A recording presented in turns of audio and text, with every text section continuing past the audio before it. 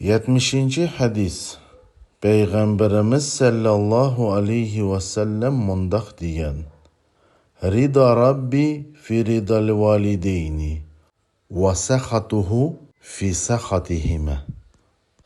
Allah'ның razılığı ata-ananın razılığıda ve onun narazılığı mı o ikisinin narazılığıdır.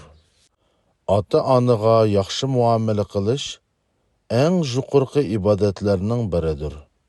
Allah Taala Qur'onda mundaq deydi: "Wa qada rabbuka alla ta'budu illa iyyahu wa bil valideyni ihsana."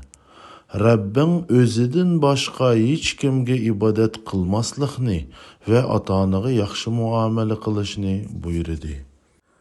إما يبلغن عندك الكبر أحدهما أو كلاهما فلا تقل لهما أف.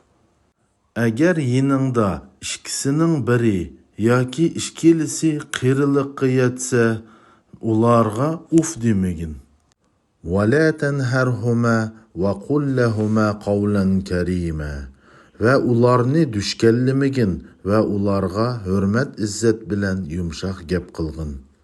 وَخْفِدْ لَهُمَا جَنَاحَ الذُّلِّ مِنَ الرَّحْمَةِ وَقُلْ رَبِّ ارْحَمْهُمَا كَمَا رَبَّيَانِ صَغِيرًا.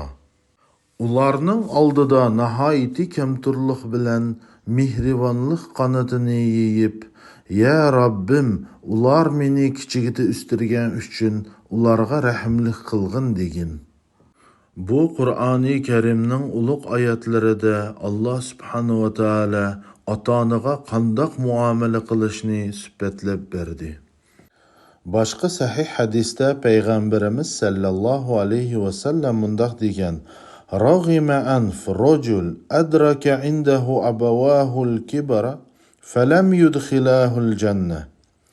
Qaysi odamning qo'l ostida ota-onasi qiyrilikqa yetib, ularga bo'lgan muomala orqali jannatga kirmagan bo'lsa, uning Alloh taolo yuzini lat qilsin deydi.